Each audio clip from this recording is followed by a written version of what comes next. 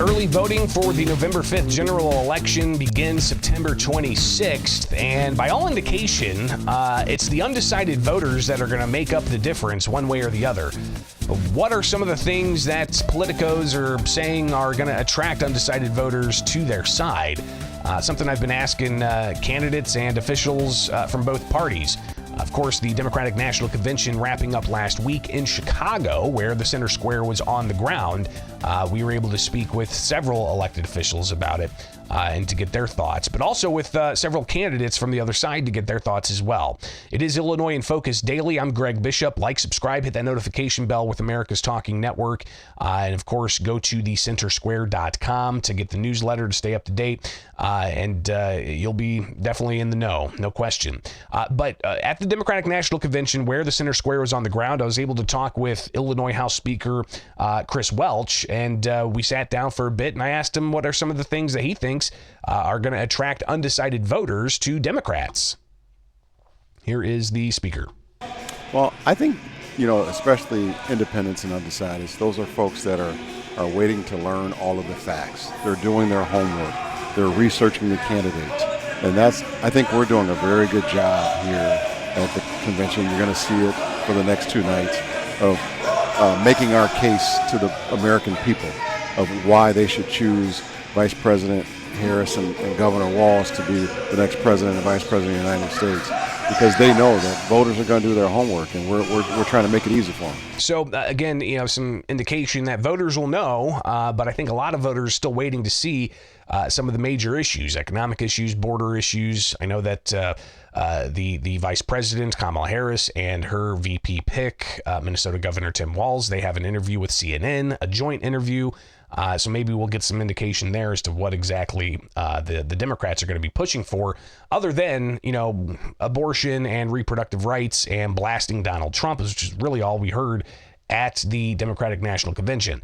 But I also sat down with Democratic State Representative Marcus Evans and asked him what are some of the things he believes are going to attract those undecided voters. I think just refining the lies. Politics is going to be full of agendas, lies, and innuendos. But we want people to say, is my life going to be a little bit better under this particular leadership? Is this sustainable leadership? We believe we got the best ticket for a solid leader, okay? Who is the best person to lead? Nobody's perfect. Ain't no perfect person. But I just think Kamala Harris and VP Walz, they're the best people, okay, to lead. I want somebody to lead, and I think the people will say, okay, these are good leaders. They'll make the best decision overall. I won't like it all, but hopefully they'll lean that way. I think the issues that people want to look for is at the kitchen table, man. Like, am I going to have a decent paying job? Are these businesses going to stay sustained? Transportation. We got to talk about infrastructure, right? Go across the world, they're focused on infrastructure. I visited Panama. They're building new buildings and roads. I mean, what are we building in the United States, right? Where are all the cranes in Chicago? Where are the cranes across this country? We got bridges literally falling down. I'm not making this up. So where's the federal congressional focus on infrastructure? Let's build some things. And I think the world is just beaten. I don't know what's going on. We need to focus on infrastructure. So that's one thing that Marcus Evans believes should be the focus of the federal government moving forward here under a possible Harris administration, to focus on infrastructure. I connected with several Republicans outside of the DNC last week. Sean Dwyer, he's running as a Republican in the Chicagoland area. And he shared some of the things that he sees voters talking about on the ground as he's going door to door. Inflation as an issue seems to be declining with the folks I talk to. It's a lot about public safety, and I represent an urban district in Chicago, and it's a lot about how people feel as they leave their homes. And we've got 2,000 badged positions in the Chicago Police Department right now that Mayor Johnson has said he's not going to hire for, right? People don't feel good on the streets. I don't feel great walking around my neighborhood at night. So let's hire the cops. Let's call a crime a crime. Let's educate our kids so that they can be more successful in their careers and spend the dollars that they make. Remember, nationally, we've got 4% unemployment. If we can turn out employable kids, they will get jobs. In Chicago, of course, given our administration, unemployment's about 6.5%, I think. So literally 50% above the national average. But the point being, let's educate our kids. Let's give them the choice that enables them to succeed at the highest level they can. And we'll have a safer, more beautiful, more prosperous city. And again, that's Sean Dwyer, a Republican running for a state house seat here in Illinois. In the Chicagoland area. I also connected with Terry Lee. He's a Republican vying for a seat in Chicago as well. And he gave a litany of things that he thinks voters are really concerned about. I'm running mostly on like issues like crime, education, housing, cost of living, because in Illinois we have like the third highest unemployment rate, and it's because of like a lot of the taxes that are killing a lot of the businesses, which is leading to a lot of unemployment. I believe Chicago has like the highest unemployment out of any like city in America.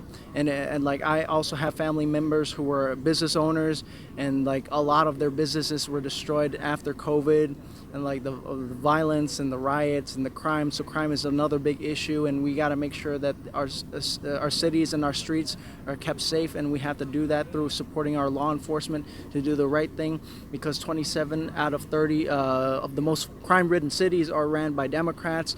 So we have to stop with all the soft on crime policies and actually let the police officers do their jobs in the city, and going after the citizens like firearms and means of self-defense is not a way, because like a lot of these Democrat cities like Detroit, Baltimore, St. Louis, Chicago, they've tried that and it hasn't worked. So and like because like criminals, they don't follow the laws. So we need to allow our citizens to be able to have the means to defend themselves. And also education in Chicago is abysmal. With Chicago Public School, only 15% of students are doing math at a grade level, and only 20% are reading at a grade level. So we have to expand school choice, and it would help majority of the minority and the low-income families. And when education is bad, and when students and when these kids, they grow up without fathers, it's going to lead to poverty. It's going to lead to crime. And he went on with even more to say about things that he believes will attract undecided voters to Republicans. I guess we'll wait and see how all of this plays out in the weeks ahead. Of course, September 26th, early voting begins in Illinois for the November 5th general election. Illinois in Focus Daily. Like, subscribe, hit that notification bell for America's Talking Network, and email me anytime, gbishop@ilnews.org. Follow me anywhere. Just search Bishop on Air. It is Illinois in Focus Daily.